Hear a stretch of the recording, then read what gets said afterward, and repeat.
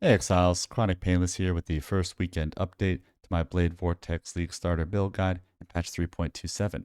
I'm going to try to keep this video short and sweet, going over the major things that I've learned, discovered, or been told in the past couple of days. And let's just get right to it, starting with the Grafts.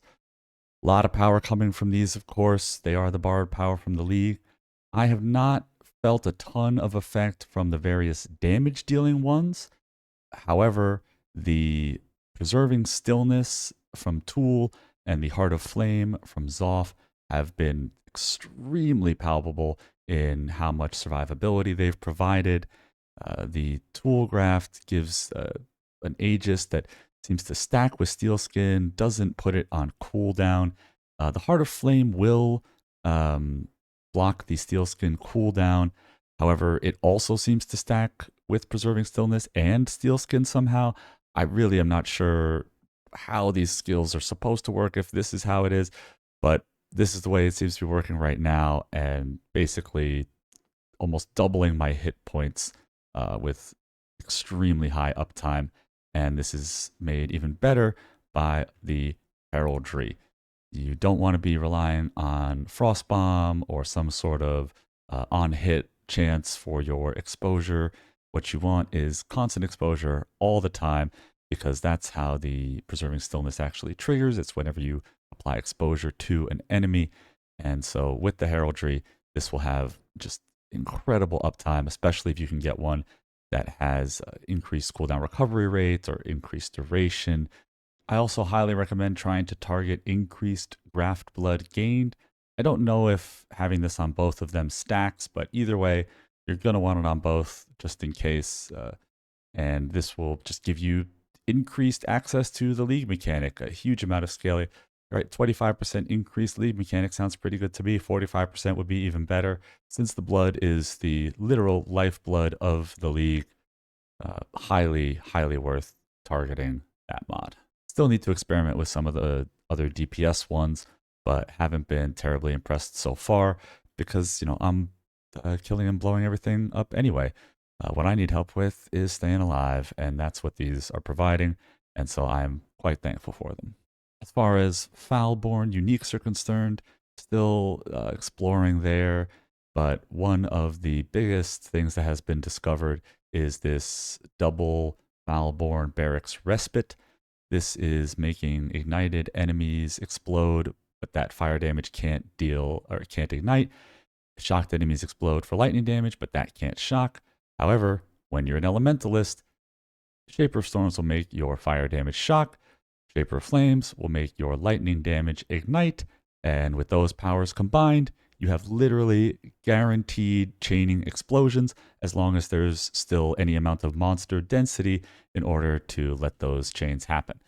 So this is going to be probably very expensive, but it's hard to put a value on literally guaranteed explosions. That kind of thing hasn't been in the game for a long time.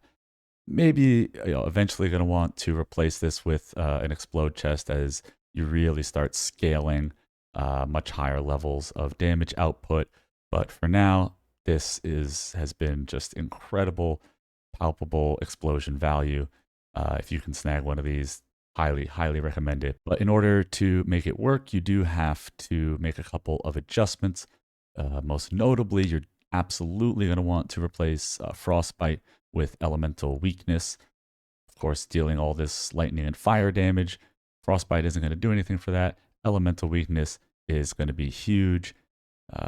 It'll apply on hit, so the explosions will chain the curse as well as their damage, and you'll just see a huge amount of more effectiveness there. And I would also definitely recommend going for the Snow Forged, notable over here on the tree. Just more minus elemental resistance. Pretty easy for us to pick up cold damage and cold resistance manipulation, but being able to manipulate the fire and lightning damage that they're taking as well is going to be very important. And in order to make up for losing the Mastermind of Discord, which you would normally want with the heraldry, but of course the Shaper of Flames is what you're going to need. pick up this Elemental Mastery. It covers a lot of the gap between the base Heraldry loadout and Heraldry plus Mastermind of Discord.